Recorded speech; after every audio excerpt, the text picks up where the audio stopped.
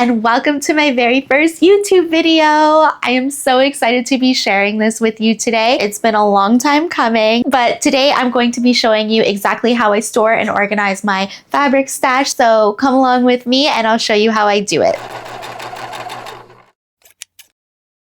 So over the last few months, I've built up quite the collection of fabrics and I really don't need any more fabric. Like the cabinet was already full, but I found a way to get some more. There have been a lot of sales going on. I went across the border. I'm from Toronto and I crossed the border to Buffalo to go visit the Joanne fabric store because I've never been there before, and I've got some fabric from Joanne. I got some fabric from Fabricland. I got fabric from Jai Textile.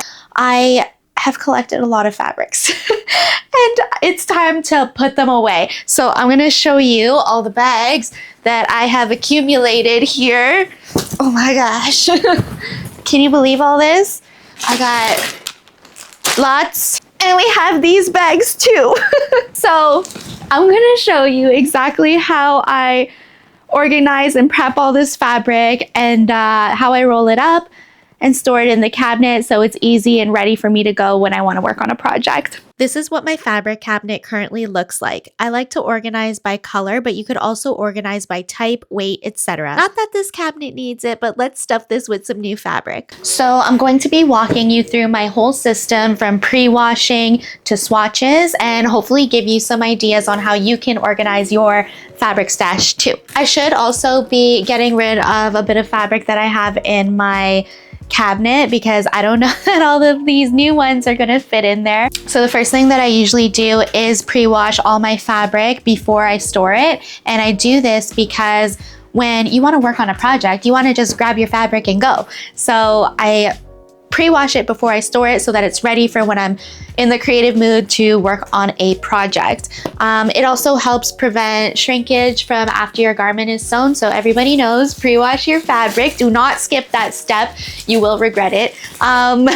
So the fact that it is going to be pre-washed before being put into the cabinet, like I said, it's just gonna save me time for when I actually want to sew the garment that I want to make. Honestly, this is starting to get embarrassing. Like, it really looks like I have a problem and I'm kind of concerned. Literally looks like I'm sick. I look like I'm sick right now. Oh my gosh. You know, I bought this one during December and I was gonna make a beautiful little holiday dress with it. It's so nice and soft. But then I got really sick, so then that went on hold. Like, look at all this. I got like coat fabric here. I was gonna make a cute little coat for the winter time, and we're in April now. We got this coat fabric too. It's okay, things happen, life happens. It is still snowing here sometimes, so maybe I should make a coat anyway. This is getting a little bit out of hand. I really thought that this would all fit in my cabinet with all the other fabric that I have. And the last bag, my favorite. Look at how beautiful that is. That's from Jai Textile. Look at that. Look at this. I love brown. I love browns and creams, you might have noticed. Okay, so I have all my fabric laid out here on my ironing table and a little bit on my drafting table here.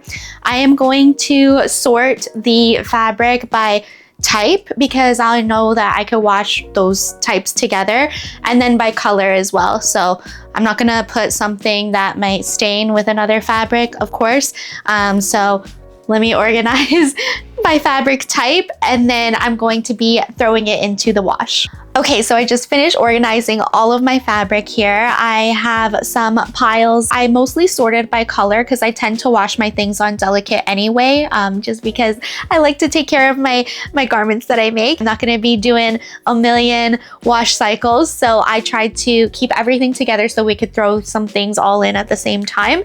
Hopefully nothing detrimental happens. Typically, you do want to wash your fabric separately from anything else because it could have like some dye transfer onto other things. Typically you would do that, but I did a little too much shopping and I need to put all of this away. So I'm going to be putting some things together. Hopefully they turn out fine.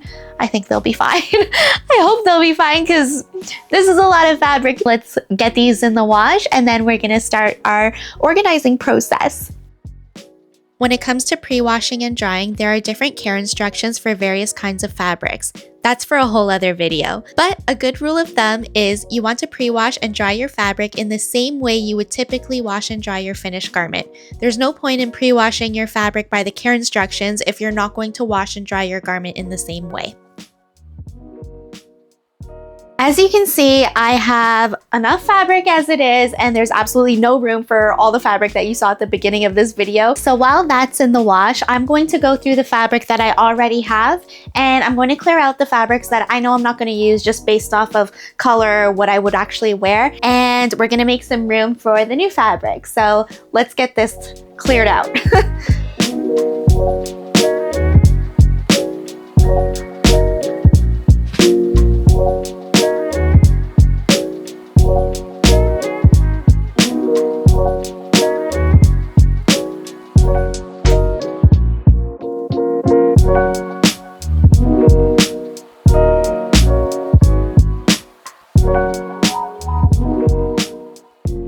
Okay, I got rid of quite a bit of fabric. I have a maybe pile, like a maybe I will get rid of it, maybe I'll keep it. I might keep some things for like mock-ups and stuff like that, but I do have a lot of muslin to get through for mock-ups anyway. I got rid of more than I thought that I would, but I still think that there's not enough space for the new fabric that I have, so we'll see what happens after it gets washed, and we'll see if I could fit it in here. So far, not horrible. Not horrible. I don't have faith that everything's gonna fit in here though, but we'll see.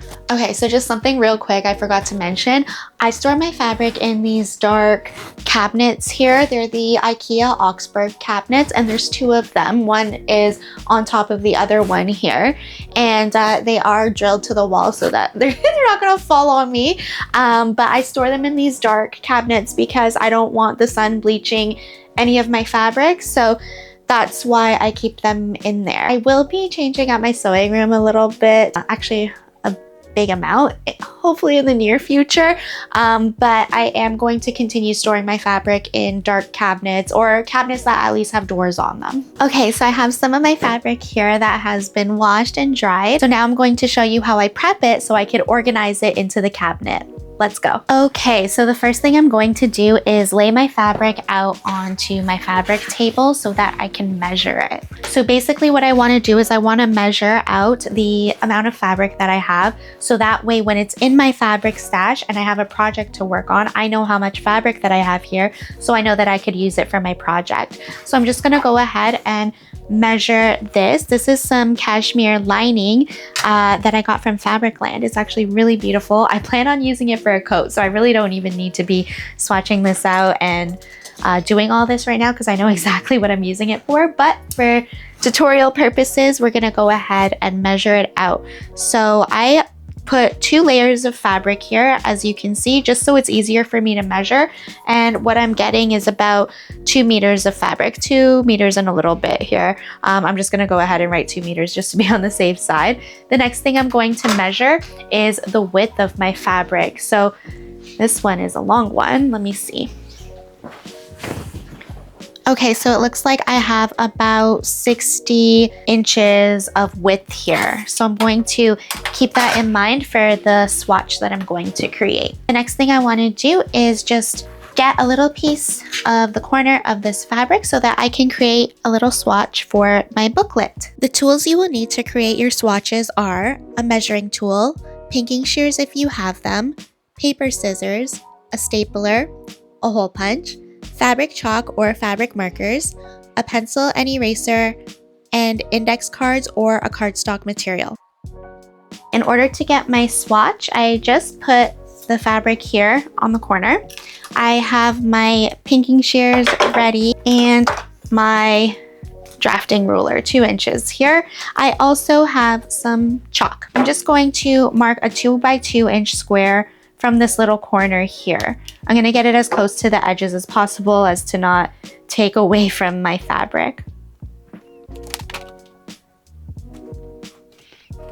Okay, so I marked that on the wrong side of the fabric so that way the outside looks pretty when I staple it to my swatch booklet. I'm going to cut along the edges with my pinking shears, that way there's no fraying. If you don't have pinking shears, you could always serge or zigzag the edges of your fabric swatch for a clean look. I'm going to cut with my pinking shears on the outside of my chalk line here. Okay, and again on the outside of my chalked line here.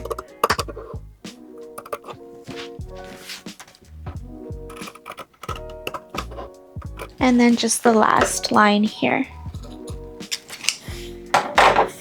Okay, beautiful. So now I have a nice little swatch that I'm going to be adding to my booklet. The next thing I grab here is my pencil, eraser, my stapler, hole punch, and paper scissors. So I have these index cards here as well. I just got these from the dollar store. What I want to do is make these cards. So I already had these ones made that I did earlier, but the way I did that was I just took this index card here, I folded it in half like this, and then I used my paper scissors to cut along this line here, and that's how I got 2 pieces of cardstock here. I keep one, and what I always do is I just transfer the measurement here onto a new piece. So I always keep one handy and I don't use them all up. And I just transfer the line here so that way it's a little bit more of a cleaner cut, and then I'll just cut along that line. Then to do my punch hole, I just, the first punch hole that I ever did with my swatches, I just been mirroring that punch hole this entire time. So I'll line up my edges, and then I'll line up my hole punch right inside the circle. Just like so. I don't know if you could see that. And then I just punch, so that way my hole punches are always in the same place, because when I put it on my ring, I want all of this to look clean here. So now that I have a piece of cardstock ready, I'm going to write the amount of fabric that I have. I'm going to write the fabric width that I have. I'm going to write down the fabric type that I have, and I'm also going to write down the care code for this type of fabric. So I know that I have 2 meters of this fabric, so I'm just going to write 2 meters. I know that my fabric width was about 60 inches, so I'm just gonna write 60 inches W for width. I'm going to write the type of fabric that this was. So this was kasha lining, just like so. And I'm going to write the care code here. That way I know how to wash it. Okay, so once that's all written out, you should have something that looks like this. So again, it's just my care code that I got from the Fabricland paper. They usually mark it on there for you. The kasha lining, that's the type of fabric that I have. How much of it that I have 2 meters, and what the width of it is, 60 inches width. So after I have this ready to go, I just grab my swatch here. And I usually try to line it up with the pink line at the top, just because I like everything very uniform. So once that's lined up with the pink line at the top, I just grab my stapler here, and I just make a little staple just below that pink line as straight as I can, and it's on there. Okay, and then I could just lift up and see what I have of this fabric that's going into my cabinet. Once it's on the card, I grab my little swatch booklet. So this here, I just got this. It's a shower curtain ring. I got it from the dollar store. I put a bunch of electrical tape here. I just kind of wrapped it around as tightly as I can, because I noticed that my hole punch was so big that these were like going on to the other side. So this kind of stops it from doing that. All I have to do now is open up my shower curtain ring and then slide this right on in. There we go. And now we have another addition to the fabric swatches. Isn't that cute? So I got this idea from Mimi G, so shout out to her for this. I wish I thought of this or saw this sooner. I saw her video sooner, because I rolled up all my fabric before I swatched it all. So now I'm just kind of swatching as I use or as I go. The next thing that I do is I roll up my fabric, and that way it's in a nice roll. I could see what I have. The outside of the fabric is showing and it just looks visually appealing into the cabinet. I spread it out and I double layer it. So once I've gotten that laid out pretty flat, I just fold again on itself. And again, I'm trying to get this pretty even and straight as I can. Just that way we don't have any like lopsided rolls. They're pretty even from front to back, okay? And then I fold it again. All right, so now you kind of see where this is going, right? Before I do anything else, you want to measure how long your width is here. So mine is just a little bit over 11. I'm going to measure the depth of my cabinet again. I'm pretty sure I could get away with 11.5, but I'm just gonna double check. You want to measure the depth of your cabinet to see how long your rolls can be. A good tip is to leave some clearance and measure just inside where the shelf ends so that you can hang your fabric swatches on the inside of the doors. So with my cabinet, I could get away with 11.25. This is exactly 11.25, so I'm going to keep this as is because that way it's like an even roll from here to here. Now I'm ready to start rolling. I'm gonna do it this way so that way you can see. So I start off with the edge that's maybe not the prettiest, but both of these look good. I start by rolling the edge as tightly as I can. You might notice that the fabric bunches up a little bit here, but I just roll over that. And I try to keep it as tight as possible and within the lines here. I just tuck in any fabric that is fraying. I'll tuck in those frays. Continue rolling all the way to the end, and I have a beautiful roll here. So that's it. It's pretty easy, especially when you only purchase like 1 or 2 fabrics. I have a whole stash to take care of, so I'm gonna head to bed. Tomorrow I'm gonna wash some more fabrics. I'm gonna roll them up. I'll show you the reveal and how I organize it by color, and we'll carry on tomorrow. Good night.